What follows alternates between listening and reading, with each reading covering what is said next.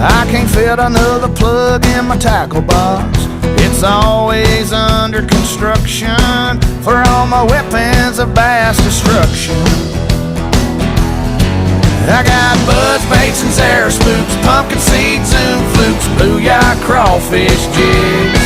I got a 7-foot flipping stick, all the soft plastics to hook one on a Texas rig.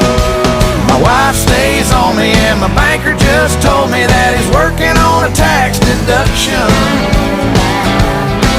for all the money I'm dropping on my weapons of mass destruction.